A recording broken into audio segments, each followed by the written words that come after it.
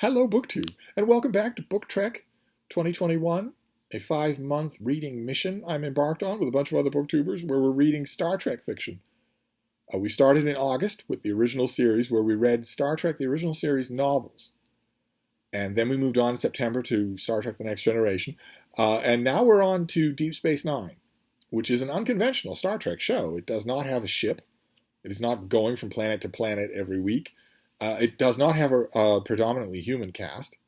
It's far more cosmopolitan. It's Federation history writ large, especially once the show takes off and we get a plot line that had never happened before, not even with the board, which is the Federation at war.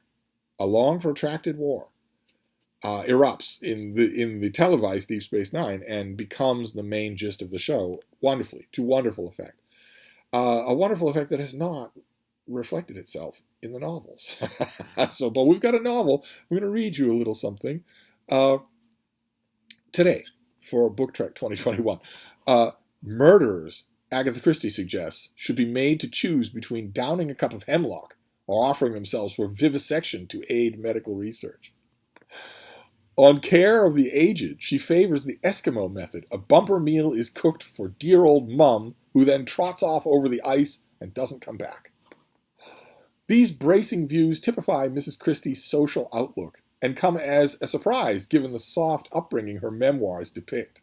Parents and nannies cosseted her, and the big family house in Torquay was a child's paradise. Her father, having inherited a fortune, never had to master much in life beyond whist and putting on his dinner clothes, and though he left his dependents very badly off when he died, it was the kind of poverty which allowed them to spend winters in Egypt and send Agatha to a Parisian finishing school. She might easily have turned out a wastrel like her brother Monty. Instead, she had bags of grit and made herself into a singer and concert pianist of almost professional excellence by the time she was 20.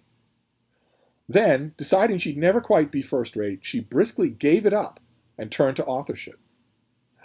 In that role, she's had some 2,000 million readers so far and been translated into more languages than Shakespeare. 2,000 million readers and translated into more languages than Shakespeare. She puts her literary creativity on a level with embroidering cushion covers and insists that writers should regard themselves as tradesmen. Her hard-headedness shows in her eyes. Even in the early photos, they look out, old and cold, from the child's petal-like face.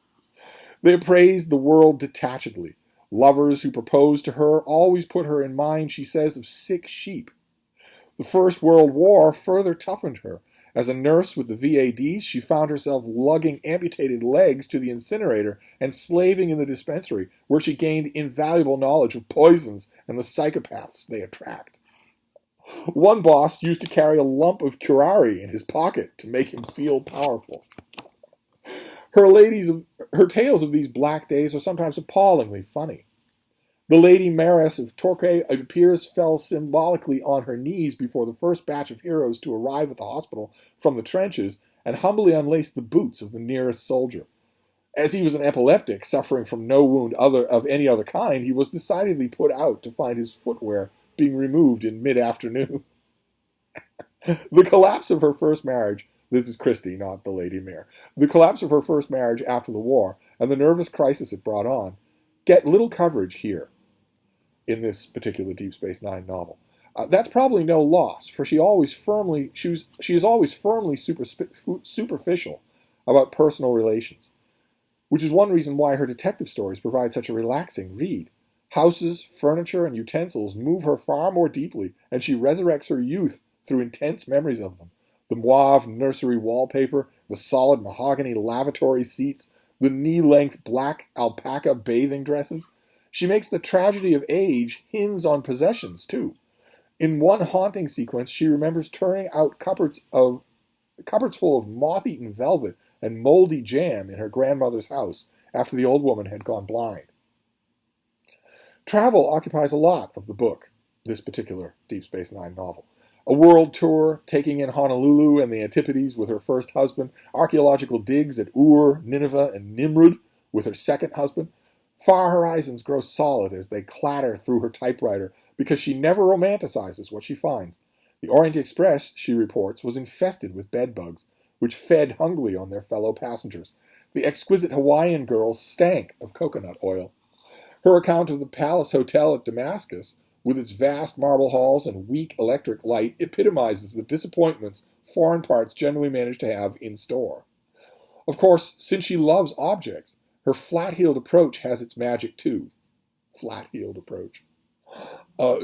Gently cleaning with orange stick and face cream an ivory head just dug from Nimrod's sludge after 2,500 years. She sounds like someone raising the dead. But inside the shell of practicality, a more tremulous Agatha lurked. She could hardly bring herself to enter a shop and had to grit her teeth when arriving at parties. In dreams, a sinister gunman dogged her, and she would wake shrieking. Once when she was on holiday as a child, a kindly French guide pinned a live butterfly to her hat as a treat. It flapped there for hours, and she wept, spellbound with horror, not daring to object. Her inarticulateness, she thinks, made her a writer, and the choice of the detective story as a form must have been determined, too, by her over-acute sensibility. Being limited and mathematical, it kept her imagination in check, while allowing her to get her own back on the slaughterers of innocence. She seldom permits herself to think deeply, and the reflections in this volume that we're reading, this Deep Space Nine volume, about joy, femininity, and the thrill of dining with the Queen, are like being hit over the head with a net curtain. Luckily, they're rare, and won't worry those 2,000 million readers anyway. That is a review from 1977. That is a review by a great member of my profession, John Carey, of the autobiography of Agatha Christie. A short thing done for the newspaper, and you can see right away a lot of the things that Carey does and doesn't do. Right?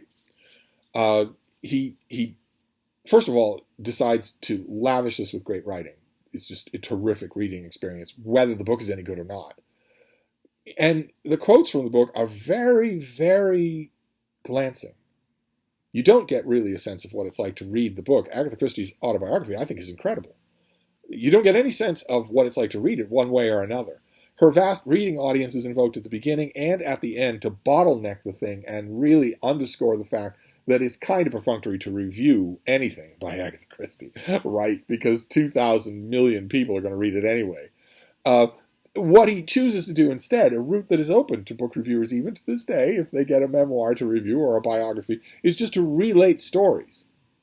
He trash compacts, he relates some of the stories of the book, some of the stories that you're going to encounter in the book. And only glancingly mentions the kinds of things that you won't encounter, the kinds of artistic decisions that Christie makes in the course of the book.